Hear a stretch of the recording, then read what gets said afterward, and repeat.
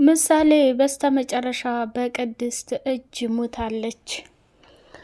ብሩክ ደግሞ ቤትና መኪናውን ሽጦ ብሩን ተቀብሎ ሲመጣ ለመሄድ ፕሮሰሳቸውንም ተጨረሱ በኋላ በድንገት ስለ ምሳሌ ያየውን ነገር ማመን አቅቶታል።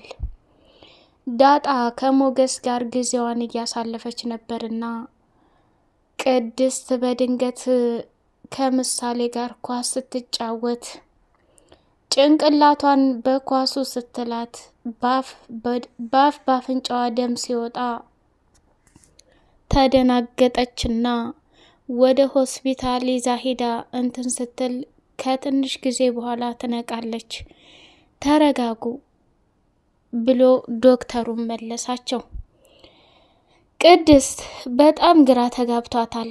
በስተመጨረሻ ምሳሌ በሷ እጅ መሞቷ እጅግ በጣም እንደ እግር እሳት እያንገበገባት ይገኛል።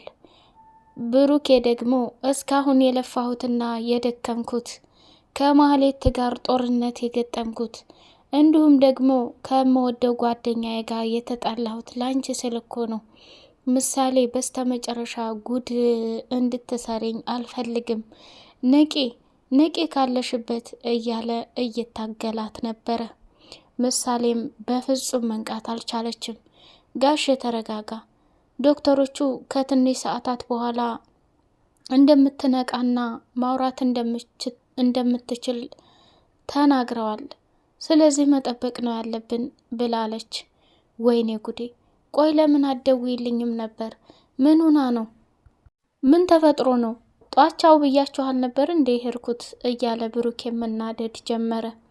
ዳጣ አረ ተረጋጋ፣ ዶክተሮቹ ከትንሽ ጊዜ በኋላ ትነቃለች ተብሏል። እስከ ዛሬ ድረስ ይህንን ሁሉ ፈተናና ስቃይ ችለህ መጨረሻው ሰዓት ደርሰሃል እኮ ብሩኬ ብላ አለችው። ብሩክም ምሳሌ ላይ ተደፍቶ ደም እንባ እያለቀሰ ይገኛል። እጅጉን በጣም ያሳዝናል። ለፍቶ በመጨረሻ ምሳሌ መሞቷ እጅግ በጣም ልብ ይሰብራል። ሞገስ ሉላን እያስታወሰ ደም እንባ እያለቀሰ ይገኛል ማለት ነው። ሉላ ወይ ላንቺ አልሆንኩኝ ወይ ለራሴ አልሆንኩኝ፣ አሳልፈህ እንዳትሰጠኝ ሞገስ፣ እኔ በጣም ነው የምወድህ። እዛ አውሬና እክፉ ሰው ዘንድ ከሄድኩ በፍጹም ልተርፍ አልችልም ብለሽ ነበር። እኔ ግን ሳልሆን ጓደኛ ያሳልፎሽ ሰጠሽ። በህይወት አለሽ ሙተሽ ይሆን እያለ መጨናነቅ ጀመረ። ዳጣ ካጠገቡ ሆና ሞገስን እያጽናናችው ትገኛለች። ሞገስን በስተመጨረሻ የዳጣን ቤተሰቦች ፍለጋ እንደሚጀምርና ፈልጎ እንደሚያገኝላት ቃል ገብቶላታል ማለት ነው። ሰላም ሰላም! ውድ የተከበራችሁ የዙዙነት ሚዲያ ቤተሰቦች እጅግ በጣም ተወዳጅና አጓጊ ሆነው የምሳሌ ድራማ እንደቀጠለ ይገኛል ማለት ነው። ምሳሌ በስተመጨረሻ በቅድስት እጅ ከፍተኛ አደጋ ደርሶባት እስካሁን ድረስ አልነቃችም። ብሩክም ደግሞ አመለጠችኝ፣ ሞተች ልጄ እያለ እየተንገበገበ ይገኛል ማለት ነው። ቅድስት ያደረገችውን ነገር ስለምታውቅ በጣም ከሚባለው በላይ አዝና ደም እንባ እያለቀሰች ትገኛለች።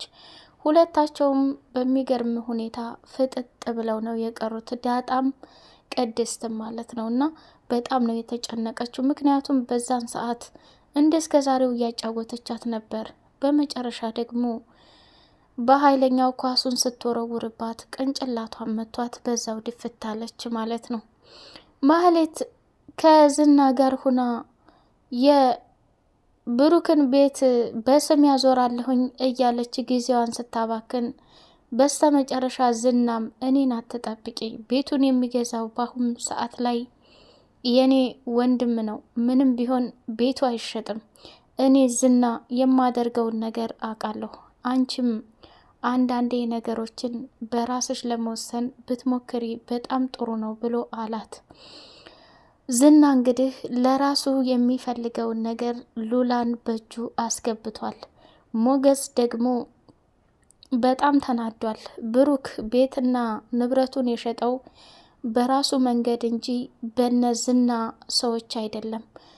በመጨረሻ ላይ ተሳክቶለት ተፈራርሞ እየተመለሰ ሳለ መንገድ ላይ ሆኖ ማህሌት ምንድን ነው ያላት? ስሚ አንቺ እርኩስ አውሬ፣ መጀመሪያ ላይ እንደ ማለቃቀስ ያልኩት ያንቺን ሁኔታሽን ላይ ነበር። በአንቺ ቤት እኔን መቅደምሽ ነው። እኔ ግን በራሴ ባመጣኋቸው ደላሎችና ሰዎች ቤትና መኪናዬን ሽጬ ጨርሻለሁኝ። ምን ልትሆኝ ነው?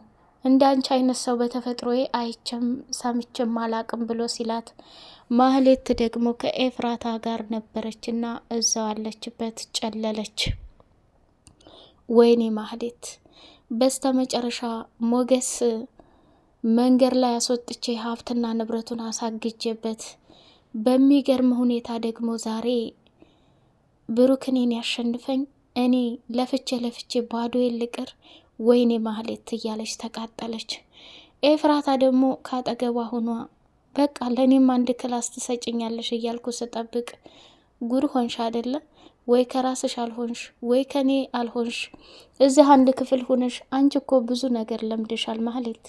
አሁንም ቢሆን የምልሽ ነገር ቢኖር ብሩኬን ሄደሽ ይቅርታ በይና ቀሪ ህይወትሽን ከሱ ጋር እንድትኖሪ ይሻልሻል።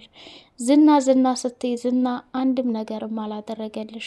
እንደውም የሀብትና የንብረቱን እገዳ አነሳሽለት፣ ሚስቱን በእጁ አደረገ። ላንቺ እኮ ምንም የጠቀመሽ የለም ማህሌት።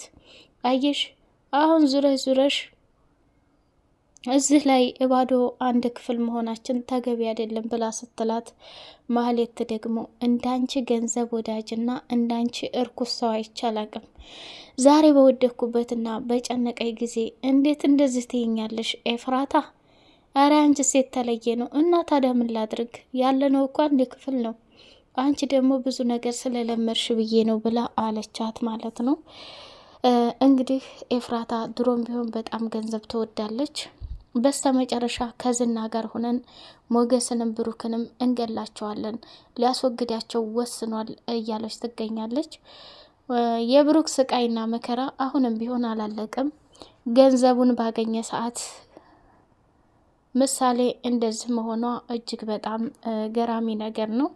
ቅድስት አሁን ላይ በጸጸት ተቃጥላ መሞቷ ነው።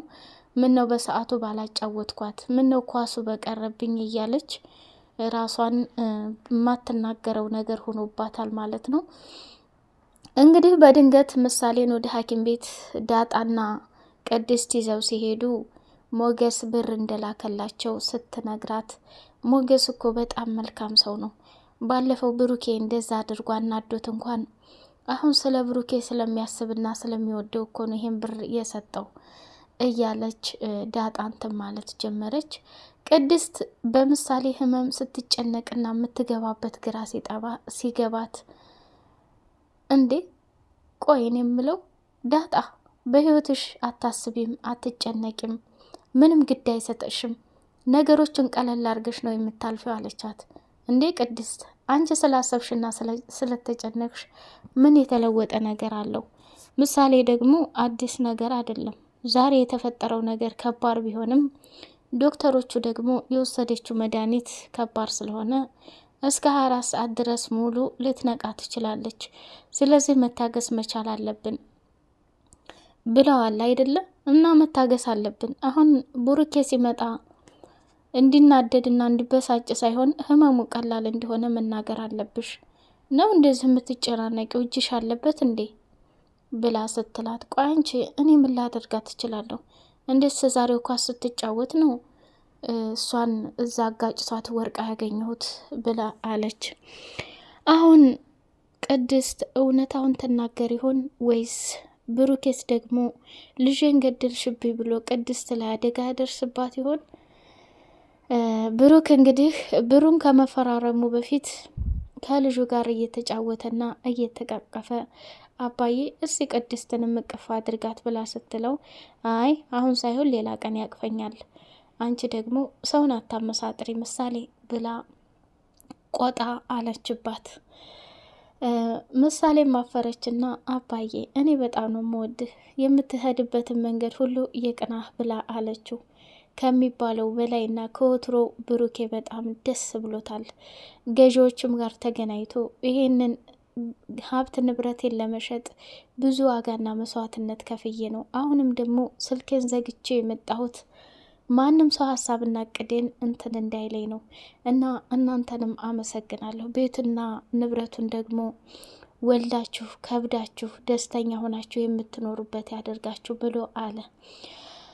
ገዢውም እንግዲህ ለአንተም ገንዘቡ ለምትፈልገው ነገር ይበርክትልህ ብሎ አለው። እኔ ይህንን ሀብትና ንብረቴን ለመሸጥ ብዙ መስዋዕትነት ከፍያለሁ። የምወዳትና የምሳሳላት ልጄን ለማሳከም እንዲሁም ደግሞ እንደ ሰው ቡርቅ ብላ ተጫውታ ሳያማት ጤነኛ ሁና ወደ ቤቷ ስትመጣ ማየት የአንድ አባት ደስተኝነት ነገር ነው ብሎ አለ ማለት ነው። እውነት ለመናገር እጅግ በጣም የብሩኬ መጨረሻ መሳካቱ ቢያስደስትም በመጨረሻ ላይ ግን የተፈጠረው ነገር እጅግ በጣም ከባድ ነው።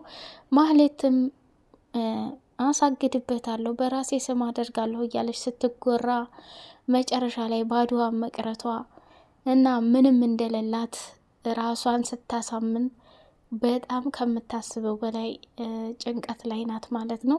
ኤፍራታም በፍጹም ማህሌትን አትፈልጋትም። ጭራሽ ሞገስንና ብሩክን እገላቸዋለሁ ስትል በጣም ደንግጣለች። ሉላ እንግዲህ ከዝና ጋር ሆና እሱም እንደተለመደው እያሰቃያት ይገኛል። ሞገስም በጣም ከሚባለው በላይ ራሱን መቆጣጠር አቅቶት ሀሳቡ ሁሉ ስለ ሉላ ሆኗል ማለት ነው። ዳጣም ተረጋጋ፣ ሁሉም ነገር ለበጎ ነው።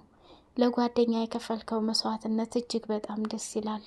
ሞጌ በሆነ አጋጣሚ ደግሞ እውነት የምትፋቀሩ የምትዋደዱ ከሆነ ከዛ ካውሬ ሰው ወጥታ ሉላ አንድ ላይ የምትሆኑበት አጋጣሚ ይመጣል እያለች መከረችው ማለት ነው። እኔ ምልሽ አንቺ ግን ከኔ ለምንድን ነው የማትርቂው አላት። እንዴ ሞጌ ምን ሆነሃል? አንተ እኮ ቢያንስ በራበይ ጊዜ አብልታኛል፣ አጠጥታኛል፣ እንዴት የበላሁበትን እጅ እነክሳለሁ ብላለችው። አንቺስ አንዴ ሁለቴ ነው የበላሽው። ለብሩክ እኮ ገንዘቤን፣ ራሴን ብሎም ደግሞ በህይወት አንድ ነገር አለች ብዬ ያልኩትን ሉላንም ወሰደብኝ። ታዲያ አንቺ በትንሿ ነገር ውለታ ይዘሻል። እኔ ግን አይ በላት አካብድ። እንግዲህ ምንም ይሁን ምንም ሁሉም ለበጎ ነው። ጓደኛ ደግሞ ከዚህም በላይ መስዋዕት ይከፍላል ብላ ለማረጋጋት ሞከረች። በስተ መጨረሻ እኔ የምልሽ ዳጣ የአንቺ ቤተሰቦች የት እንደሆኑ ልታውቂ አትችይም? ያሳደጉሽ ሰዎች እነማን ናቸው? ቢያንስ እንኳ ያሳደጉሽን ሰዎች ፈልገን ቤተሰቦችሽ ያሉበት ቦታ ላይ እገባንበት ገብተን ልናገኛቸው ይገባል። ምንም ይሁን ምንም የአንቺ ቤተሰቦች እኮ ሊፈልጉሽ እየፈለጉሽ ፈልገውሽም ተስፋ ቆርጠው እንዲሁም ደግሞ በህይወት አለች ብለው እየተጨናነቁ ሊሆን ይችላሉ ብሎ አላት። እኔ ምልህ ሞገስ አንተ ለእናትህ ምን ያህል ቦታ አለህ አለችው። ወይ እኔ እናቴን እወዳታለሁኝ አልወድም ብዬ ቃላት የምገልጽበት አንደበት የለኝም። እናት እኮ በቃላት ብቻ የምትገለጽ አይደለችም። ስለዚህ አንቺም ደግሞ ምንም ይሁን ምንም እናቴ ትኑርም አትኑርም ብለሽ ተስፋ አትቆርጭም። ከአሁን በኋላ እኔ ፍቅረኛ የለኝ፣ ስራ የለኝ፣ ቢዚ የሚሆንበት ነገር የለኝ፣ ሀብት ንብረት የለኝ፣ ማንቀሳቀሰው ነገር የለኝ። ስለዚህ ያንቺን ወላጆች የማገኘት ጊዜ ይሆናል፣ ፈልገናቸው እናገኛቸዋለን ብሎ ተስፋ ሰጣት ማለት ነው። ዳጣም ከሚባለው በላይ ሞገስ ይሄንን ተስፋ ስለሰጣት እጅግ በጣም ደስ ብሏታል ማለት ነው። እንግዲህ ሞገስ በቀጣይ ፓርት የዳጣን ቤተሰቦች ይፈልግ ይሆን? የብሩክስ እጣ ፈንታ ምንድን ነው? ምሳሌስ ትነቃ የሆነው የሚለውም በጉጉት የምናይ ይሆናል። ውድ የዙዙነት ሚዲያ ቤተሰቦች በቀጣይ ፓርት እስከምንገናኝ ድረስ ቻናሉን ላይክ፣ ሰብስክራይብ አድርጉ። አሰላሙ አሌይኩም ወራህመቱላሂ ወበረካቱሁ።